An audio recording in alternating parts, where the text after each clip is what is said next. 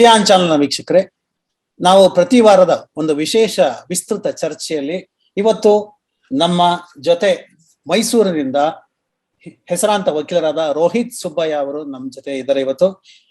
ಇವರು ಸುಮಾರು 10 ವರ್ಷಗಳಿಂದ ನಮ್ಮ ಸ್ನೇಹಿತರು. ಹಾಗೆ ಮೈಸೂರಿನಲ್ಲಿ ವಕೀಲರಾಗಿ ಅವರ ತಂದೆ ಜಯರಾಮ್ ಜೊತೆ ಹೆಸರಾಂತ ವಕೀಲರಾಗಿ ಸೇವೆ ಸಲ್ಲಿಸ್ತಾ ಮತ್ತೆ ಹಲವಾರು ಪ್ರಮುಖ ಕೇಸ್ಗಳನ್ನ ನಡೆಸಿದ್ದಾರೆ.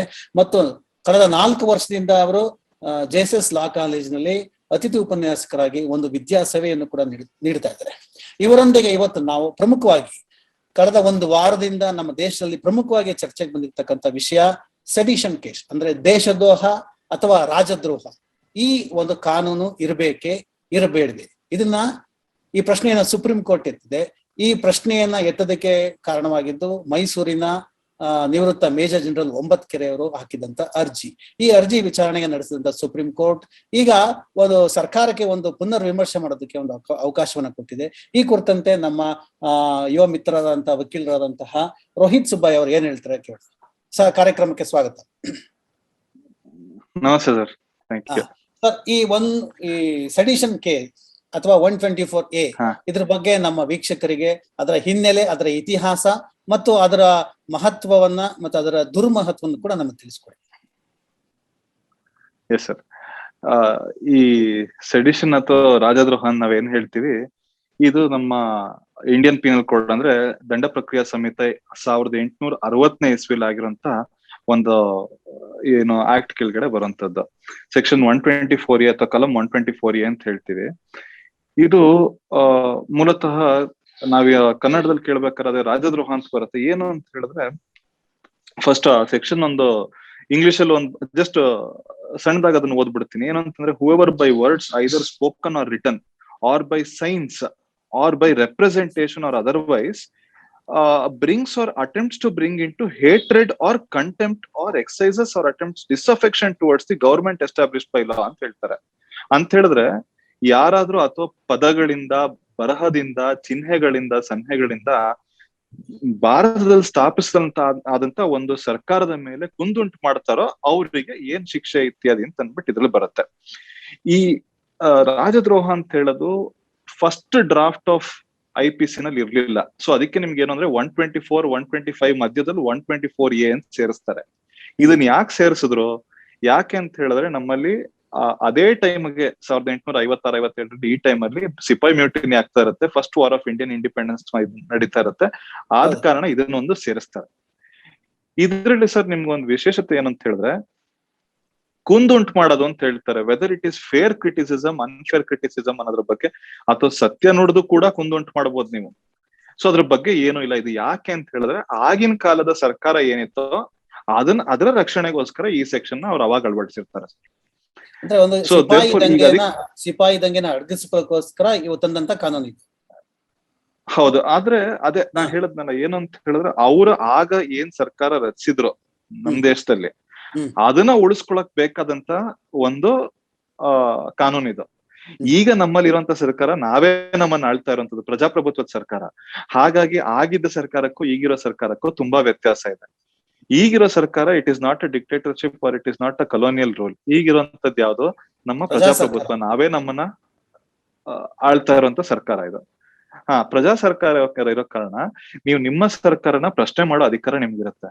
ನಾವೇ ಓಟ್ ಹಾಕಿ ಗೆಲ್ಲಿಸಿದಂತ ನಾಯಕರು ನಮ್ಮನ್ನ ಆಳ್ತಾ ಇರೋದ್ರಿಂದ ನಾವು ಅವ್ರನ್ನ ಪ್ರಶ್ನೆ ಮಾಡೋ ಅಧಿಕಾರ ನಮ್ಗಿರ್ಬೇಕು. ಇಲ್ಲೇನ್ ಹೇಳ್ತಾರೆ, ನೀವು ಯಾವುದೇ ರೀತಿ ಕುಂದುಂಟು ಮಾಡಿದ್ರು ಕೂಡ ನಿಮಗ್ ಶಿಕ್ಷೆ ಅಂತ ಹೇಳ್ಬಿಡ್ತಾರೆ. ಈಗ ನಾನು ನಿಮ್ಗ ಹಿಂದೆನೂ ಮಾತಾಡ್ಬೇಕಾದ್ರೆ ಹೇಳ್ದೆ, ಈಗ ನನಗೆ ಮೂಲಭೂತ ಸೌಲಭ್ಯ ಸಿಗ್ತಾ ಇಲ್ಲ ನಮ್ಮ ಏರಿಯಾದಲ್ಲಿ, ನನಗೆ ನೀರು, ಕರೆಂಟು, ರೋಡು, ರಸ್ತೆ ಇತ್ಯಾದಿ ಏನೂ ಇಲ್ಲ. ಅದನ್ನ ಪ್ರಶ್ನೆ ಮಾಡೋ ಅಧಿಕಾರ ನನ್ಗೆ ಇರ್ಲೇಬೇಕು. ಯಾಕೆಂತ ನಾನು ಓಟ್ ಹಾಕಿ ಗೆಲ್ಸಿದಂತ ಸರ್ಕಾರ, ನಮ್ಮ ನಾಯಕರನ್ನ ನಾನು ಚೂಸ್ ಮಾಡಿ ಅಲ್ಲಿ ಒಬ್ರು MLA, MLC ಇತ್ಯಾದಿ ಏನೋ ಮಾಡಿರುವಂತದ್ದು ಯಾವ ಕಾರಣಕ್ಕೆ? ನನಗೊಂದು ಸೌಲಭ್ಯ ಕೊಡ್ಲಿ ಅಂತ ಹೇಳ್ಬಿಟ್ಟು ನಾನು ಅದ್ರ ಸಲುವಾಗಿ ಒಂದ್ ಮೀಟಿಂಗ್ ಮಾಡಿದ್ರು ಕೂಡ ನನ್ನನ್ನು ಅರೆಸ್ಟ್ ಮಾಡುವಂತ ಪವರ್ 124A ಇದೆ.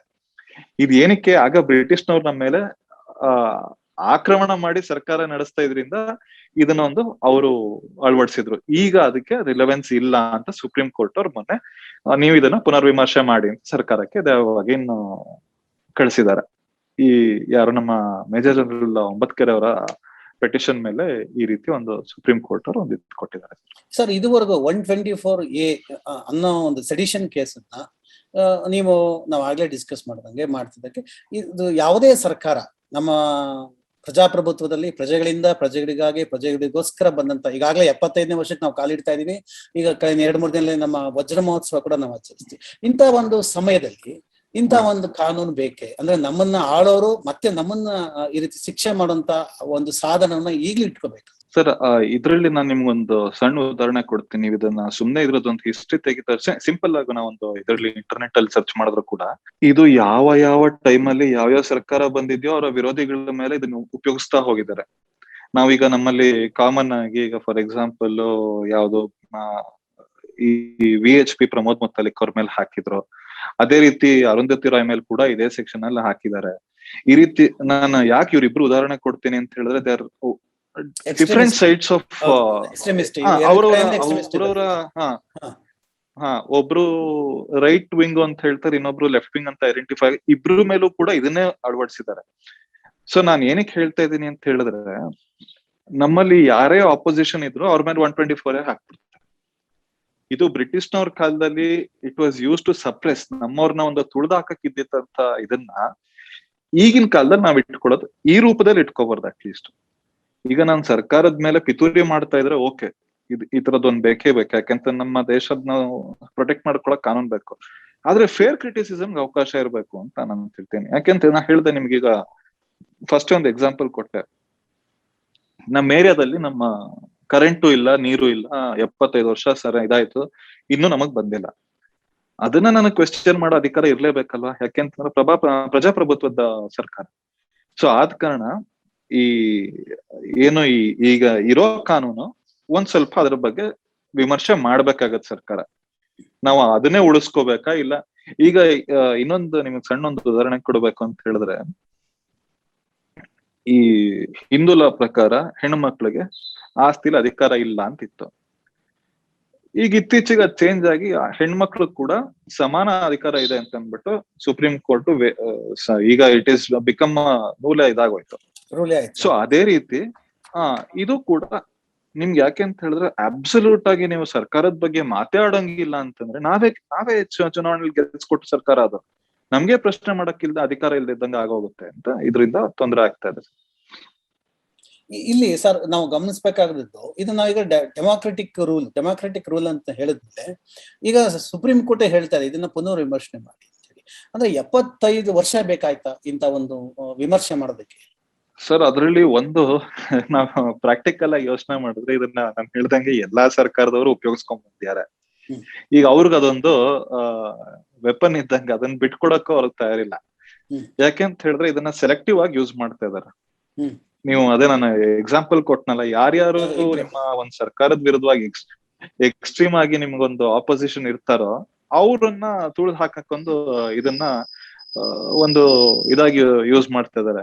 ಆದ ಕಾರಣ ಅಟ್ಲೀಸ್ಟ್ ಈಗಾದ್ರೂ ಸುಪ್ರೀಂ ಕೋರ್ಟ್ ನವರು ಡೈರೆಕ್ಷನ್ ಕೊಟ್ಮೇಲಾದ್ರೂ ಸರ್ಕಾರ ಎಚ್ಚೆದ್ಬಿಟ್ಟು ಇದನ್ನ ಒಂದ್ ಸ್ವಲ್ಪ ಅಮೆಂಡ್ ಮಾಡ್ಬೇಕಾಗತ್ತೆ. ಯಾಕೆಂತ ನಾನು ಹೇಳಿದ್ದು ಪೂರ್ತಿ ತೆಗೆದಾಕೋದು ಬೇಡ, ಅಟ್ಲೀಸ್ಟ್ ಒಂದ್ ಫೇರ್ ಕ್ರಿಟಿಸಿಸಮ್ ಅವಕಾಶ ಇರ್ಲೇಬೇಕು. ಯಾಕೆಂತ ಹೇಳಿದ್ರೆ ಕಾನ್ಸ್ಟಿಟ್ಯೂಷನಲ್ ರೈಟ್ಸ್ ಕೂಡ ರೀಸನಬಲ್ ರಿಸ್ಟ್ರಿಕ್ಷನ್ಸ್ ಅಂತ ಹೇಳ್ತಾರೆ.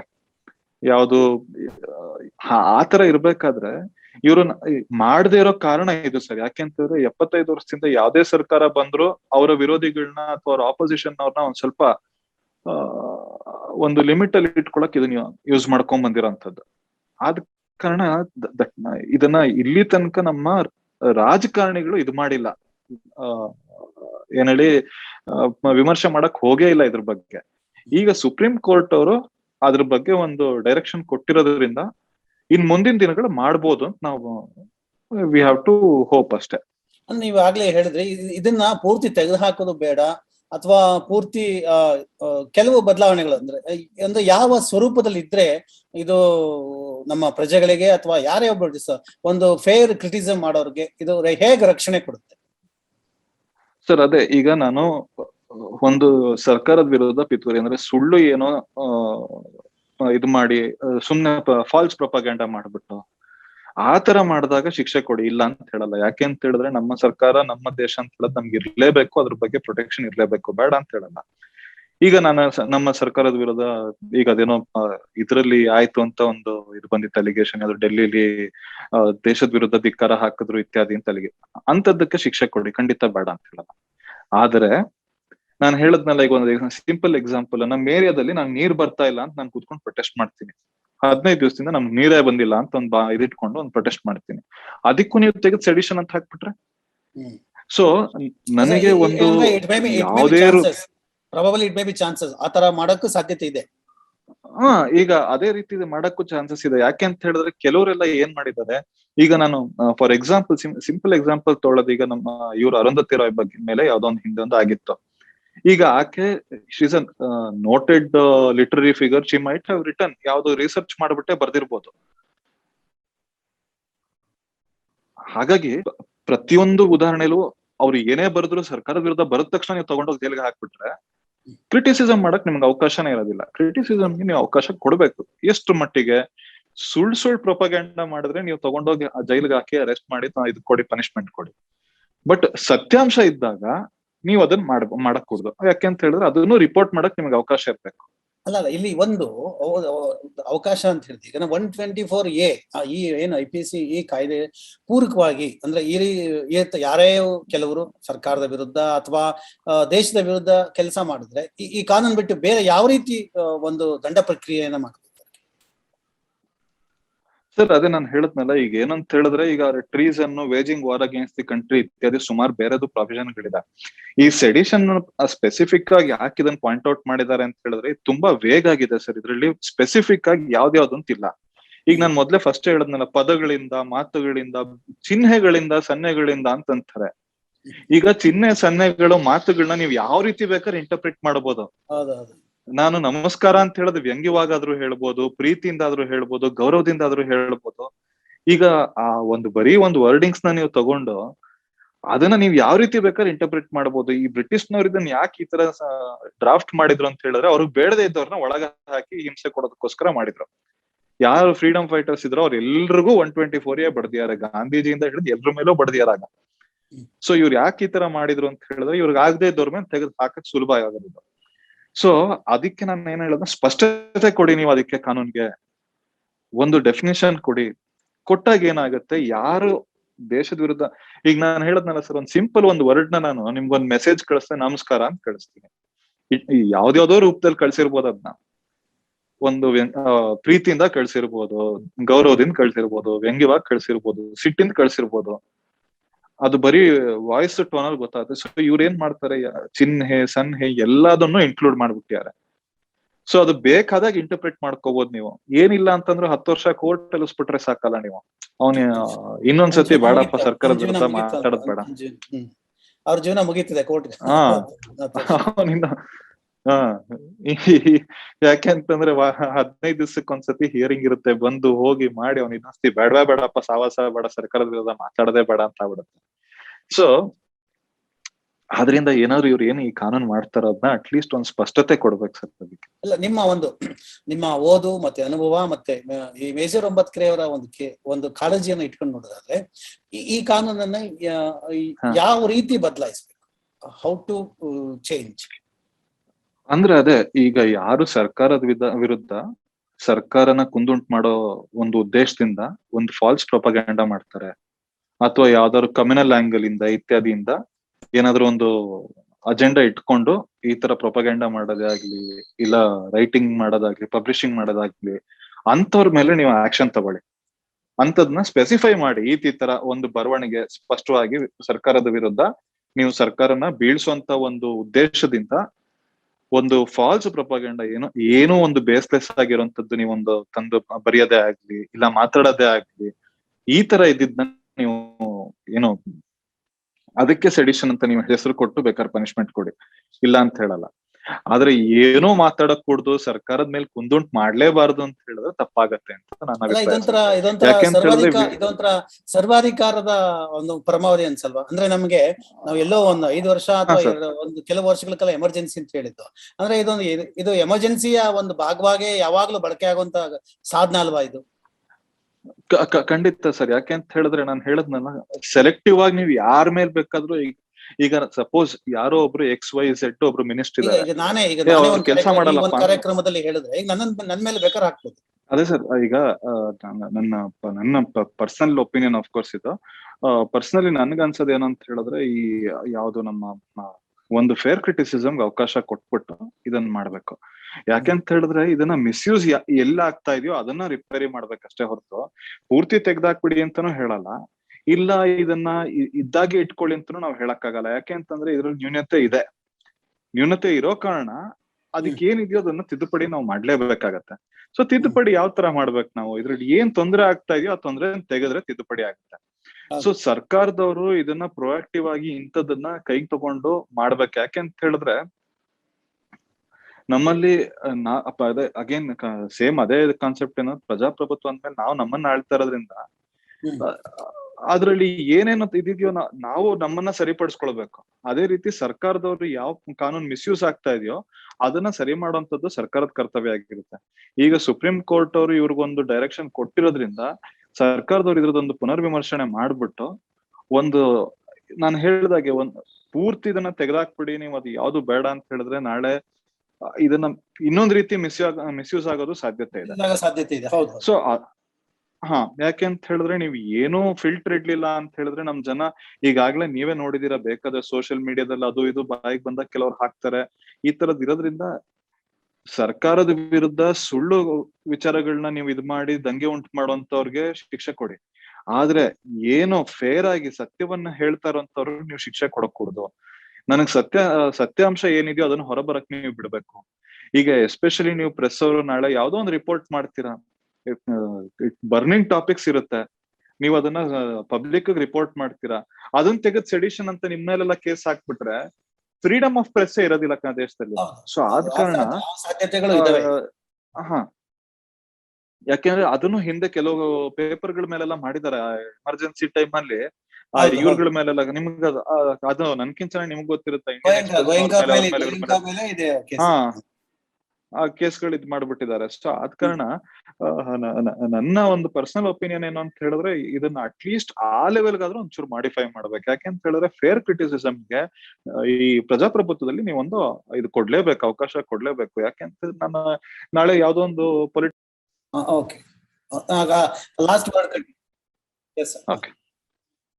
ಲಾಸ್ಟ್ ವರ್ಡ್ ಅಂದ್ರೆ ಯಾವುದೇ ಸರಿ ಏನಂತ ಹೇಳಿದ್ರೆ ಒಂದು ನಾವು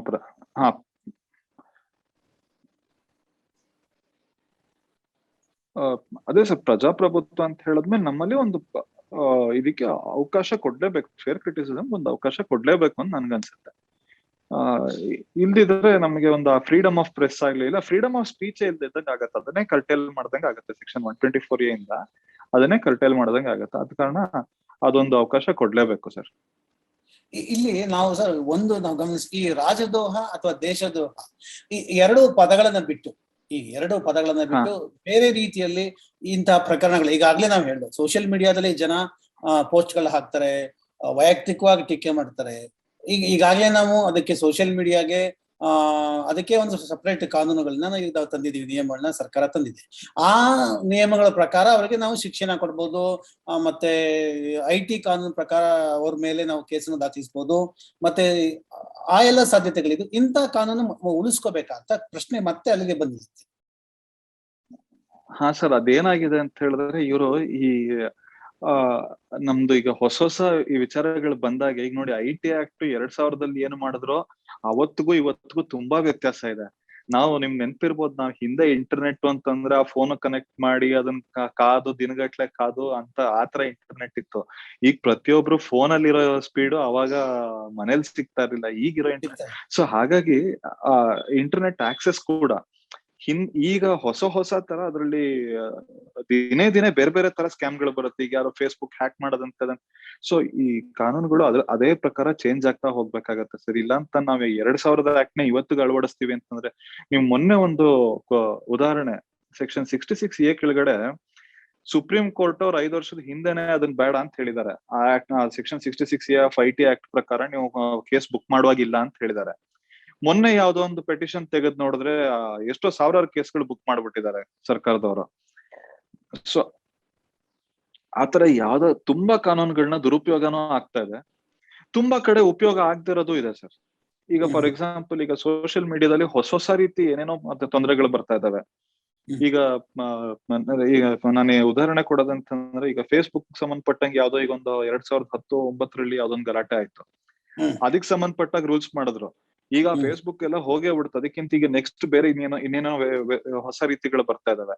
ಸೊ ಏನೇನೋ ಲೇಟೆಸ್ಟ್ ಬರ್ತಾ ಇದೆಯೋ ಅದಕ್ಕೆ ತಕ್ಕಂತೆ ಕಾನೂನು ಇವರು ಅಮೆಂಡ್ ಮಾಡ್ತಾ ಹೋಗ್ಬೇಕಾಗತ್ತೆ.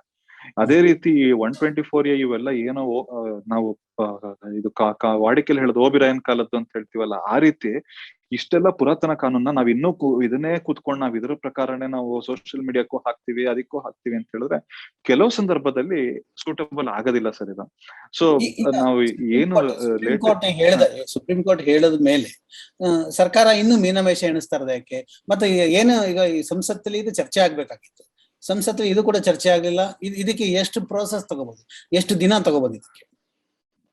ಸರ್ ಆಕ್ಚುಲಿ ಅಲ್ಲ, ಅದ್ರ ಬಗ್ಗೆ ಜನರು ನೋಡ್ತಾ ಇರೋ ಸಂಸತ್ತಲ್ಲಿ ಏನ್ ನಡೀತಾ ಇದೆ ಅಂತ.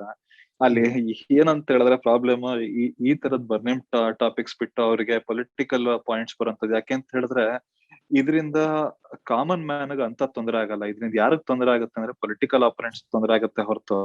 ಸೊ ಯಾರು ಅಪೋಸಿಷನ್ ಪಾರ್ಟಿಲಿ ಕೂತ್ಯಾರೋ ಅವ್ರು ಇದನ್ನ ಪ್ರೆಸ್ ಮಾಡ್ಬೇಕು. ಈ ನನಗೆ ನಿಮ್ಗೆ ಅಲ್ಲ, ನಿಮಗಿಂತ ನಮ್ಮಂತವ್ರಿಗೆ ಇದರಿಂದ ಏನೋ ಜಾಸ್ತಿ ಇದಾಗಲ್ಲ. ಯಾಕೆಂತಂದ್ರೆ ನಾವೆಲ್ಲೋ ನಮ್ಮ ಮೇಲೆಲ್ಲ ಇದನ್ನ ತರೋದೇ ಇಲ್ಲ. ಯಾರ ಮೇಲೆ ತರ್ತಾರೆ? ಅವ್ರಿಗೆ ವಿರೋಧಿಗಳು ಯಾರು ಇರ್ತಾರೋ, ರಾಜಕಾರಣ ವಿರೋಧಿಗಳು ಯಾರು ಇರ್ತಾರೋ ಅವ್ರ ಮೇಲೆ ಮ್ಯಾಕ್ಸಿಮಮ್ ಇದಾಗತ್ತೆ. ಸೊ ಆದ ಕಾರಣ both opposition party as well as ruling party ಕೂತ್ ಇದನ್ನೊಂದು ವಿಮರ್ಶೆ ಮಾಡಿ ಒಂದ್ ಲೆವೆಲ್ ತಂದ್ರೆ ಎಲ್ಲರಿಗೂ ಒಳ್ಳೇದು. ಸೊ ಅದ್ ಬಿಟ್ಟು ಸರ್ಕಾರದವ್ರು ಅದೇ ಈಗ ಸುಪ್ರೀಂ ಕೋರ್ಟ್ ಡೈರೆಕ್ಷನ್ ಇರೋದ್ರಿಂದ ಆದಷ್ಟು ಬೇಗ ಮಾಡ್ಬೇಕು. ಮಾಡದೇ ಇದ್ರೆ ಸುಪ್ರೀಂ ಕೋರ್ಟ್ನವರು ಕಂಟೆಂಪ್ಟ್ ಇತ್ಯಾದಿ ಮಾಡ್ತಾರೆ. ಬಟ್ ನಮ್ಮಲ್ಲಿ ಅದೇ ಅವ್ರವ್ರ ಆಯಾ ಅಂಗಗಳಿಗೆ ಸಪರೇಟ್ ಪವರ್ಸ್ ಇರೋದ್ರಿಂದ ಲೆಜಿಸ್ಲೇಚರ್ ಅಲ್ಲಿ ಅವರು ಬೋರ್ಡ್ ತಂದು ಇದನ್ನ ಪ್ರೆಸ್ ಮಾಡಿದ್ರೆ ಎಲ್ರಿಗೂ ಬೆನಿಫಿಷಿಯಲ್ ಆಗತ್ತೆ. ಹೇಳಿದ್ರೆ ಅದೇ ಈ ಹಳೆ ಕಾಲದ್ದು ಬ್ರಿಟಿಷ್ನವ್ರ ಕಾನೂನೇ ನಾವ್ ಇನ್ನೂ ಫಾಲೋ ಮಾಡ್ಕೊಂಡು ಹೋಗ್ತೀವಿ, ಅದೇ ಸಿಸ್ಟಮ್ ಫಾಲೋ ಮಾಡ್ಕೊಂಡು ಹೋಗ್ತೀವಿ ಅಂತ ಹೇಳೋದು ತಪ್ಪ. ಅದನ್ನ ನಮ್ಮ ಈಗಿನ ಸಿಚುವೇಶನ್ಗೆ ಏನ್ ಬೇಕೋ ಅದನ್ನ ಒಂಚೂರು ಅಲ್ಲಿಗೆ ನಾವು ಚೇಂಜಸ್ ಮಾಡ್ಕೊಂಡು ಹೋಗ್ಬೇಕಾಗುತ್ತೆ. ಅಲ್ಲ, ತಾವ್ ಹೇಳೋ ಪ್ರಕಾರ ಸಮಯಕ್ಕೆ ತಕ್ಕಂತೆ, ಕಾಲಕ್ಕೆ ತಕ್ಕಂತೆ, ಸಂದರ್ಭಕ್ಕೆ ತಕ್ಕಂತೆ ಕಾನೂನನ್ನ ಬದಲಾಯಿಸಬೇಕು, ಮತ್ತೆ ಕಾನೂನು ತಿದ್ದುಪಡಿ ಆಗ್ಬೇಕು ಅಂತ ಹೇಳ್ತೀರಾ. ಆದ್ರೆ ಇಂತ ಒಂದು ತಿದ್ದುಪಡಿ ಮಾಡೋದಕ್ಕೆ ಸುಪ್ರೀಂ ಕೋರ್ಟೇ ಚಾಟಿ ಬೀಸ್ಬೇಕಾ? ಈ ಯಾರು ನಾವು ಏನು ಲಾ ಮೇಕರ್ಸ್ ಅಂತ ಕರಿತೀವಲ್ಲ, ಈ ಲಾ ಮೇಕರ್ಸ್ಗೆ ಇಂತ ಒಂದು ಇವುಗಳು ಅನಿವಾರ್ಯ ಅಂತ ಯಾಕೆ ಅನ್ಸಲ್ಲ? ಸರ್ ಅದೇ ಇಲ್ಲಿ ಏನಾಗಿದೆ ಅಂತ ಹೇಳಿದ್ರೆ, ಇದು ಅದೊಂದು ನಮ್ಮ ಸಿಸ್ಟಮ್ ಅಲ್ಲಿ ಬಂದಿರೋಂತ ಒಂದು ಲೋಪದೋಷ ನಾವು ಹೇಳ್ಬೋದು. ಏನು ಅಂತ ಹೇಳಿದ್ರೆ, ನಮ್ಮವರು ಈ ನಮ್ಮ ವೋಟರ್ಸ್ ಏನಿದಾರೋ ಅವ್ರಿಗೆ ಇದು ಎಜುಕೇಟ್ ಆಗ್ತಾ ಇಲ್ಲ. ಈಗ ನೀವು ನೀವು ಸಿಂಪಲ್ ಉದಾಹರಣೆ ಕೊಡ್ಬೇಕು ಅಂದ್ರೆ, 5-10 ವರ್ಷದಿಂದ ಏನು ಮೀಡಿಯಾ ಪಬ್ಲಿಕ್ ಔಟ್ರೀಚ್ ಇದೆಯೋ ಅದು ಇಷ್ಟು ವರ್ಷ ಇರ್ಲಿಲ್ಲ. ಈಗ ಫೋನ್ಗಳು ಇತ್ಯಾದಿ ಬಂದಿರೋದ್ರಿಂದ ಜನರಿಗೆ ಗೊತ್ತಾಗ್ತಾ ಇದೆ ಏನೇನ್ ಆಗ್ತಾ ಇದೆ ಸರ್ಕಾರದಲ್ಲಿ, ಏನೇನ್ ನಡೀತಾ ಇದೆ ಅಂತ. ಈಗ ಇದೇ ಉದಾಹರಣೆ ನಾನು 10 ವರ್ಷದಿಂದ 2005-2006 ಪಾರ್ಲಿಮೆಂಟ್ ಅಲ್ಲಿ ಗಲಾಟೆ ಆಗಿದ್ದಿದ್ರೆ ಕಾಮನ್ ಮ್ಯಾನ್ ಯಾರಿಗೂ ಗೊತ್ತಾಗ್ತಾ ಇಲ್ಲ. ಮಾರನೇ ದಿವಸ ಪೇಪರ್ ಓದೋನಿಗೆ ಗೊತ್ತಾಗ್ತಾ ಇತ್ತು ಹೊರತು ಬೇರೆ ಯಾರಿಗೂ ಗೊತ್ತಾಗ್ತಾ ಇಲ್ಲ. ನ್ಯೂಸ್ ರಾತ್ರಿ 9 ಗಂಟೆಯಿಂದ 10 ಗಂಟೆಗೆ ಬರ್ತಾ ಇತ್ತು. ರೂರಲ್ ಅಲ್ಲಿ ಇರೋರ್ಗೆ ಪಾಪ ಏನು ಗೊತ್ತಾಗ್ತಾ ಇರ್ಲಿಲ್ಲ. ಈಗ ನಮ್ಮ ಯಾವ್ದು ನಿಮ್ಮ ಮೀಡಿಯಾ ಇಷ್ಟು ಡೆವಲಪ್ ಆಗಿರೋದ್ರಿಂದ ನೋಡ್ತಾನೊಬ್ಬ ಯಾವನ ಕಾಮನ್ ಮ್ಯಾನು ಕೂಡ ಎಲ್ಲೋ ಹಳ್ಳಿಲಿ ಕೂತಿರೋನು ನೋಡ್ತಾನೆ ಸರ್ಕಾರದವ್ರು ಏನ್ ಮಾಡ್ತಾ ಇದಾರೆ, ಅಲ್ಲಿ ಡೆಲ್ಲಿಲಿ ಕೂತ್ಕೊಂಡು ಏನ್ ಮಾಡ್ತಾರೆ, ಬೆಂಗಳೂರಲ್ಲಿ ಕೂತ್ಕೊಂಡು ಏನ್ ಮಾಡ್ತಾರೆ ಅಂತ ಅನ್ನೋದು ಟಿವಿಲಿ ಬರುತ್ತೆ, ನಿಮ್ಮ ಯೂಟ್ಯೂಬ್ ಚಾನಲ್ಸ್ ಅಲ್ಲಿ ಬರುತ್ತೆ. ಎಲ್ಲಾ ಕಡೆ ಬರೋದ್ರಿಂದ ಏನಾಗುತ್ತೆ, ಇವ್ರಿಗೆ ಜನರು ರೀಚ್ ಆಗ್ತಾ ಇದೆ. ಸೊ ಇದ್ರಿಂದಾಗಿ ನಾಳೆ ಒಬ್ಬ ವೋಟರ್ ಹತ್ರ ಇವ್ರು ಹೋದಾಗ, ಯಾರು ನಮ್ಮ ರಾಜಕಾರಣಿಗಳು ಹೋದಾಗ, ನೀವು ಅಲ್ಲಿ ಏನ್ ಮಾಡ್ತಾ ಇದ್ರಿ ನಾನ್ ನೋಡಿದೀನಿ, ಅದು ಬಿಟ್ಟು ಸುಪ್ರೀಂ ಕೋರ್ಟ್ ಹೇಳಿದ್ ನೀವು ಮಾಡಿ ಅಂತ ಹೇಳ್ಬಿಟ್ಟು ನೆಕ್ಸ್ಟ್ ಥ್ಯಾಂಕ್ಸ್ ಟು ನಿಮ್ಮ ಮೀಡಿಯಾದಿಂದಾಗಿ ಪ್ರೋಗ್ರೆಸ್ ಆಗ್ಬೋದು. ತಾವ್ ಹೇಳಿದ್ 100ಕ್ಕೆ 100 ನಿಜ. ನಾವು ಇತ್ತೀಚೆಗೆ ಗ್ರಾಮೀಣ ಪ್ರದೇಶದಲ್ಲಿ ವರದಿಗಾರಿಕೆ ಮಾಡ್ತಾ ಇರುವಂತ ಸಂದರ್ಭದಲ್ಲಿ ಆ ಗ್ರಾಮೀಣ ಭಾಗದ ಜನರು ಯಾವ ರೀತಿ ಮಾತಾಡ್ತಾರೆ ಅಂದ್ರೆ, ನೀವೇನು ಹೇಳಿರೋದು ಅಕ್ಷರ ನಿಜ. ಅವರಂತ ವಿಮರ್ಶಕರು, ಅವರಂತ ಜ್ಞಾನಿಗಳು, ಅವಂತ ರಾಜಕೀಯ ಇದಿಲ್ಲ ಪ್ರಜ್ಞೆ ಇದೆಯಲ್ಲ, ರಾಜಕೀಯ ಪ್ರಜ್ಞೆ ಬಹುಶಃ ಯಾವ ಪದವೀಧರನಿಗೂ ಕಲಿತವನಿಗೂ ಸಹ ಇರಲಾರದೇನೋ. ಯಾಕೆಂದ್ರೆ ಆತ ಬೇರೆ ಬೇರೆ ಜಂಜರಗಳನ್ನ ಮುಳುಗೋಗಿರ್ತಾನೆ. ಆದ್ರೆ ಗ್ರಾಮೀಣ ಭಾಗದ ರೈತನಿಗೆ ಮಾತ್ರ ಅಷ್ಟು ಬಹಳ ಪ್ರಜ್ಞೆ ಇರುತ್ತೆ. ನಿಜ, ತಾವ್ ಹೇಳಿದ್ದು ನಿಜ. ಅವರು ನಿಜವಾಗ್ಲೂ ಮುಂದಿನ ಬಾರಿ ಅವ್ರಿಗೆ ಪಾಠ ಕಲಿಸ್ತಾರೆ ಅಂತ ಅನ್ಸುತ್ತೆ. ಅದೇ ಅನ್ನೋದು ತಾವ್ ಹೇಳಕ್ಕೆ ಹೋಗ್ತಾ ಇರೋದಲ್ವಾ? ಅದೇ ಖಂಡಿತ ಸರ್, ಖಂಡಿತ ಸರ್. ಯಾಕೆ ಅಂತ ಹೇಳಿದ್ರೆ ಕೊನೆಗೆ ನಾಯಕರನ್ನ ಚುನಾವಣೆ ಮಾಡೋದ್ ನಾವುಗಳೇ. ನಮ್ಗೆ ನಮ್ಮ ನಾಯಕರಲ್ಲಿ ಏನ್ ಕೆಲಸ ಮಾಡ್ತಾ ಇದಾರೆ ಅಂತ ಗೊತ್ತಾಗದ್ ನಿಮ್ಮಿಂದ. ನೀವ್ ಅದನ್ನ ಕ್ಲಿಯರ್ ಆಗಿ ತೋರ್ಸದ್ ಕೂಡ್ಲೆ ನಾಳೆ ಯಾವ ನಾಯಕರನ್ನ ಇಲ್ಲಿ ಓಟ್ ಕೇಳಕ್ ಬರ್ತಾರೋ ಅವ್ರನ್ನ ಖಂಡಿತ ಪ್ರಶ್ನೆ ಮಾಡೇ ಮಾಡ್ತಾರೆ. ಯಾಕೆ ಅಂತ ನಾವು ಕಳೆದ ಸತಿ ಓಟ್ ಹಾಕ್ದಾಗ ನೀವ್ ಅಲ್ಲಿ ಏನ್ ಮಾಡಿದ್ರಿ ಅಂತ ನಾವ್ ನೋಡಿದ್ವಿ ಅಂತ ಹೇಳ್ತಾರೆ.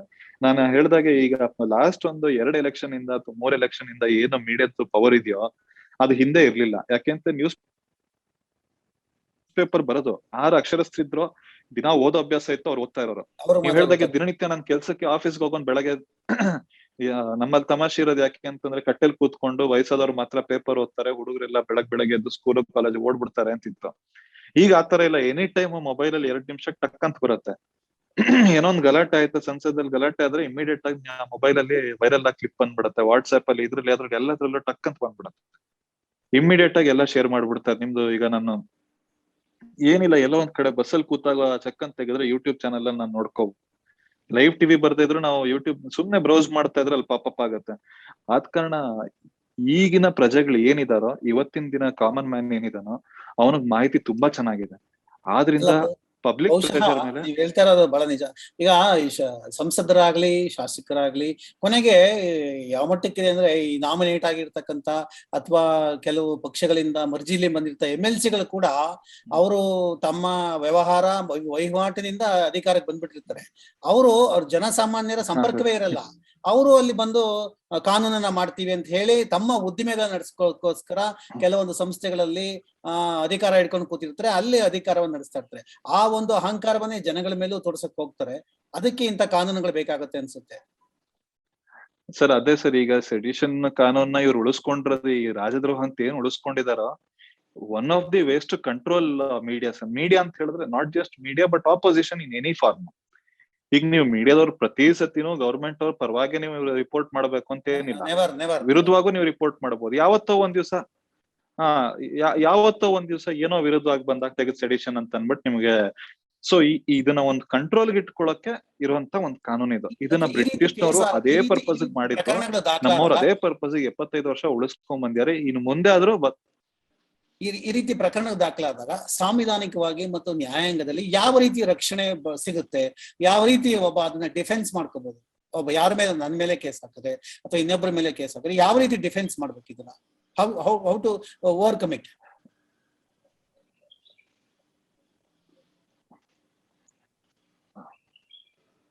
ಸರ್ ಅದೇ ನೀವೀಗ ಏನು ಫ್ಯಾಕ್ಚುಯಲ್ ಆಗಿ ಏನು ನೀವು ಪಬ್ಲಿಷಿಂಗ್ ಇರ್ಬೋದು ಇಲ್ಲ ಮಾತುಗಳೇ ಆಗ್ಬೋದು, if it is supported by facts it cannot be a crime. ಯಾಕೆಂತ ಹೇಳಿದ್ರೆ ನೀವು ಸತ್ಯ ನೋಡಿದ್ರೆ ನಿಮ್ಗೆ ಶಿಕ್ಷೆ ಕೊಡೋದಿಲ್ಲ ಯಾರು. ಯಾವ್ದೇ ಕಾರಣದಲ್ಲೂ ಸರ್, ನೀವು ನ್ಯಾಯಾಲಯಕ್ಕೆ ಹೋದ್ರು ಕೂಡ ಒಂದು ಸತ್ಯ ವರದಿ ಮಾಡಿದಾಗ ನಿಮ್ಗೆ ಶಿಕ್ಷೆ ಕೊಡಕ್ ಸಾಧ್ಯನೇ ಇಲ್ಲ. ಆದ ಕಾರಣ ಇದ್ರಲ್ಲೂ ಕೂಡ ನೀವು ಮತ್ ಎರಡನೇದು ಏನು ಅಂತಂದ್ರೆ ಸರ್ಕಾರ ಬೀಳಿಸ್ಬೇಕು ಅಂತಾನೆ ನೀವು ಮಾಡಿರ್ಬೇಕು ಇದನ್ನ. ಸರ್ಕಾರ ಖಂಡಿತ ನೀವು ಯಾವತ್ತೂ ಯಾರು ರಿಪೋರ್ಟ್ ಮಾಡಕ್ ಹೋಗಲ್ಲ. ಎಲ್ಲೋ ಕೆಲವು ಪ್ರಕರಣಗಳಲ್ಲಿ ಬರುತ್ತೆ, ಸರ್ಕಾರ ಬೀಳ್ಸಕ್ಕೆ ಅಂತಾನೆ ದುರುದ್ದೇಶದಿಂದ ಮಾಡ್ತಾರಂತವ್ರು ಯಾರೋ ಇರ್ತಾರೆ. ಈಗ ಟೆರರಿಸಮ್ ಇತ್ಯಾದಿ ನಾವು ನೋಡ್ತೀವಿ. ಅವರು ಬೇರೆ ದೇಶದಿಂದ ಬಂದು ಅಥವಾ ನಮ್ ದೇಶದಲ್ಲೇ ಬೇರೆ ಯಾವ್ದೋ ಒಂದು ಅಜೆಂಡಾ ಇಟ್ಕೊಂಡು ಸರ್ಕಾರ ಬೀಳ್ಸಕ್ ನೋಡ್ತಾರೆ ಹೊರತು ಸಾಧಾರಣವಾಗಿ ಆಪೋಸಿಷನ್ ಅವ್ರು ಏನ್ ಮಾಡ್ತಾರೆ, ಅವ್ರು ಅಂದ್ರೆ ನಾವು ಅಪೋಸಿಷನ್ ಯಾವತ್ತೂ ಕೀಳಾಗಿ ಏನ್ ನೋಡ್ಬೇಕು ಅಂತಿಲ್ಲ. ಅವರು ಕೆಲವೊತ್ತಿ ಫೇರ್ ಆಗಿ ಫೈಟ್ ಮಾಡ್ತಾರೆ. ಯಾಕಂದ್ರೆ ಸರ್ಕಾರಕ್ಕೆ ಆಪೋಸಿಷನ್ ಇರ್ಲೇಬೇಕು, ಇಲ್ಲದೆ ಇದ್ರೆ ಸರ್ಕಾರ ಅವ್ರಿಗೆ ಬೇಕಾದಂಗ್ ಮಾಡ್ತಾರೆ. ಆದ ಕಾರಣ ನಿಮ್ಮ ರಿಪೋರ್ಟಿಂಗ್ ಅಲ್ಲೇ ಆಗ್ಲಿ ಇಲ್ಲ ಯಾರೋ ಒಬ್ಬ ಕೊಟ್ಟ ಭಾಷಣದಲ್ಲೇ ಅಥವಾ ಲೇಖನದಲ್ಲೇ ಆಗ್ಲಿ ಸತ್ಯಾಂಶ ಇದ್ದು ಅವನು ಒಳ್ಳೆ ಉದ್ದೇಶದಿಂದ ಮಾಡಿದ್ರೆ ಖಂಡಿತ ಈ ಪನಿಷ್ಮೆಂಟ್ ಅಥವಾ ಈ ಸೆಕ್ಷನ್ ಬರೋದಿಲ್ಲ. ಬಟ್ ನಾನು ಹೇಳ್ದಂಗೆ ಇದನ್ನ ಏನ್ ಮಾಡ್ತಾರೆ ಅಂತಂದ್ರೆ ನಿಮ್ಗೆ ಕೋರ್ಟ್ ಅಲ್ಸಕ್ಕೆ ಅಥವಾ ನಿಮ್ಗೆ ತೊಂದರೆ ಕೊಡಕ್ಕೋಸ್ಕರ ಏನ್ ಮಾಡ್ಬಿಡ್ತಾರೆ, ಇದನ್ನ ಹಾಕಿ ಬಿಟ್ಬಿಡ್ತಾರೆ. ಈಗ ನಿಮ್ಗೆ ಅದು ಸ್ಟಾಟಿಸ್ಟಿಕ್ಸ್ ನನ್ಕಿಂತ ನಿಮ್ಗೆ ಗೊತ್ತಿರುತ್ತೆ. ಎಷ್ಟೋ ಈಗ ಕಳೆದ 1 ವರ್ಷದಲ್ಲೋ 5 ವರ್ಷದಲ್ಲೋ ಎಷ್ಟು ಬಂದಿದೆ ಅಂತ ಮೊನ್ನೆ ಸುಪ್ರೀಂ ಕೋರ್ಟ್ ಅವ್ರಿಗೆ ಇವರು 9 ಕೆರೆ ಅವ್ರು ಕೊಟ್ಟಾಗ ಸುಪ್ರೀಂ ಕೋರ್ಟ್ ಶಾಕ್ ಆಗ್ಬಿಟ್ಟಿದೆ, ಇಷ್ಟೊಂದು ಕೇಸ್ಗಳು ನೀವು ಬುಕ್ ಮಾಡ್ತಾ ಇದೀರಾ ಅಂತ. One of the lowest conviction rate ಈ ಸೆಕ್ಷನ್ ಕೆಳಗಡೆ ಮಾಡಿದಂತ ಕೇಸಸ್ಗೆ. ಕನ್ವಿಕ್ಷನ್ ರೇಟ್ ಅಂತ ಹೇಳಿದ್ರೆ 100 ಕೇಸಲ್ಲಿ ಎಷ್ಟು ಕೇಸಲ್ಲಿ ಕನ್ವಿಕ್ಷನ್ ಆಗ್ತದೆ, ಎಷ್ಟು ಕೇಸಲ್ಲಿ ಪನಿಷ್ಮೆಂಟ್ ಕೊಡ್ತದೆ ಇದು ಕೋರ್ಟ್ ಅಂತ. ನ್ಯಾಯಾಲಯ ಮ್ಯಾಕ್ಸಿಮಮ್ ಕೇಸಸ್ ಅಲ್ಲಿ ಇವ್ರು ತಪ್ಪು ಮಾಡಿಲ್ಲ ಅಂತ ಬಿಟ್ಟಿದ್ದಾರೆ ಅಷ್ಟೇ ಹೊರತು ಪನಿಷ್ಮೆಂಟ್ ಆಗಿರೋದು ಬಹಳ ಕಡಿಮೆ. ಎಲ್ಲೋ ಒಬ್ರೋ ಇಬ್ರು 100ರಲ್ಲಿ ಒಬ್ರೋ ಇಬ್ರಿಗೆ ಮಾತ್ರ ಪನಿಷ್ಮೆಂಟ್ ಆಗಿದೆ ಹೊರತು ಇನ್ ಮಿಕ್ದವ್ರು ಎಲ್ಲೋ 1% ಮಾತ್ರ ಪನಿಷ್ಮೆಂಟ್ ಆಗ್ತದೆ ಅಂತ ಹೇಳಿದ್ರೆ 99% ಇವ್ರು ಏನ್ ಕೇಸ್ಗಳಾಗ್ತಾ ಇದಾರೋ ಎಲ್ಲ ಡಮ್ಮಿ ಕೇಸ್ಗಳು. ನಾನು ಅದೇ ಈ ಸರ್ಕಾರ ಆ ಸರ್ಕಾರ ಅಂತ ಬೇಡವೇ ಬೇಡ. ಇಲ್ಲಿವರೆಗೆ ಹಾಕೊಂಡ್ ಬಂದಿರೋ ಸರ್ಕಾರಗಳು ಎಲ್ಲಾರು ಏನ್ 124A ಕೆಳಗಡೆ ಕೇಸ್ಗಳು ಹಾಕಿದಾರೋ ಸ್ಕೂಲ್ ಮೇಸ್ಟ್ರುಗಳ ಮೇಲೆ, ಅವ್ರ ಮೇಲೆ, ಇವ್ರ ಮೇಲೆ, ಮೀಡಿಯಾದವ್ರ ಮೇಲೆ, ಎಲ್ಲರ ಮೇಲೂ ಹಾಕ್ತಾರೆ. ಮೊನ್ನೆ ಇತ್ತೀಚೆಗೆ ಯಾವ್ದೋ ನಿಮಗೆ ನಾರ್ತ್ ಕರ್ನಾಟಕದಲ್ಲಿ ಯಾರೋ ಸ್ಕೂಲ್ ಮೇಸ್ಟ್ರ ಮೇಲೆ ಇದನ್ನ ಹಾಕಿದ್ದಾರೆ ಅಂತ ಬಂದಿತ್ತು ಒಂದು ವರದಿ. ಸೊ ಅಂತವ್ರ ಮೇಲೆ, ಸ್ಕೂಲ್ ಮೇಸ್ಟ್ರ ಮೇಲೆ ಅವ್ನಿಗೆ ಎಲ್ಲಿಂದ ಮಕ್ಳಿಗೆ ಪಾಠ ಮಾಡ್ಬೇಕಾದ್ರೆ ಸರ್ಕಾರ ಹೆಂಗ್ ಬೀಳಿಸ್ತಾನೆ? ಈಗ ಒಬ್ಬ ಮೇಸ್ಟ್ರು ಅಫ್ಕೋರ್ಸ್ ಅವನಿಗೆ ಏನಪ್ಪ ಅವನ ವ್ಯೂನ ಅವನಪ್ಪ ಮಕ್ಳಿಗೆ ಹೇಳಿರ್ತಾನೆ, ಇಲ್ಲ ಅಂತ ಹೇಳೋದಿಲ್ಲ. ಹಾಗಂತೇಳಿ ಮಕ್ಳನ್ನ 4 ಜನ ಮಕ್ಳನ್ನ ಇಟ್ಕೊಂಡು ಸರ್ಕಾರ ಬೀಳ್ಸಕ್ಕಾಗತ್ತೆ? ಸೊ ಈ ತರ ಇವ್ರು ಇದನ್ನ ದುರುಪಯೋಗ ಪಡಿಸ್ಕೊತಾ ಇದಾರೆ. ಆ ದುರುಪಯೋಗ ನಿಲ್ಬೇಕು ಅಷ್ಟೇ ಸರ್. ಇದುವರೆಗೂ ನಮ್ಮ ಜೊತೆ ಪ್ರಮುಖವಾಗಿ ಒಂದು ಬ್ರಿಟಿಷರ ಕಾಲದ ಹಳೆಯ ಕಾನೂನು ಬದಲಾಗಬೇಕು, ದುಷ್ಟ ಮನಸ್ಸಿನ, ಅಹಂಕಾರಿ ಮನಸ್ಸಿನ ರಾಜಕಾರಣಿಗಳು ಬದಲಾಗಬೇಕು, ಅವರು ಕಾನೂನನ್ನ ಬದಲಾಯಿಸೋದಕ್ಕೆ ಮುಂದಾಗಬೇಕು. ಆಗ ಮಾತ್ರ ನಮ್ಮ ದೇಶ ಉದ್ಧಾರ ಸಾಧ್ಯ. ಮತ್ತು ಒಂದು ಫೇರ್ ಕ್ರಿಟಿಸಮ್ ಇದ್ರೆ ಮಾತ್ರ ಅಲ್ಲಿ ಪ್ರಜಾಪ್ರಭುತ್ವ ಬದುಕೋದಕ್ಕೆ ಸಾಧ್ಯ. ಇಲ್ಲದೆ ಹೋದ್ರೆ ಅಲ್ಲಿ ಒಂದು ಸರ್ವಾಧಿಕಾರ ಬರುತ್ತೆ. ಸರ್ವಾಧಿಕಾರ ಬಂದ್ರೆ ಅಲ್ಲಿ ಪ್ರಜಾಪ್ರಭುತ್ವ ಬದುಕಲಾರದು ಅನ್ನೋದು ನಮ್ಮ ರೋಹಿತ್ ಸುಬ್ಬಯ್ಯ ಅವರ ಅಭಿಪ್ರಾಯ. ಅವರ ಅಭಿಪ್ರಾಯಕ್ಕೆ ನಾವು ಹೊಂದಿಸ್ತಾ ಮುಂದಿನ ಚರ್ಚೆಯಲ್ಲಿ ಪಾಲ್ಗೊಳ್ಳೋಣ. ಅಲ್ಲಿವರೆಗೂ ವಂದನೆಗಳು ಸರ್. ನಮಸ್ತೆ. ನಾನು ಕನ್ನಡಿಗಳು. ಮೈಸೂರು ಸ್ಯಾಂಡಲ್ ಸೋಪ್ ನಮ್ಮ ಕನ್ನಡ ನಾಡಿನ ಅಸ್ಮಿತೆ. ನಾನು ಬಳಸೋದು ಈ ಸೋಪ್, ನೀವು ಬಳಸಿ. ನಮ್ಮ ಕನ್ನಡತನವನ್ನು ಉಳಿಸಿ. ಜೈ ಕರ್ನಾಟಕ.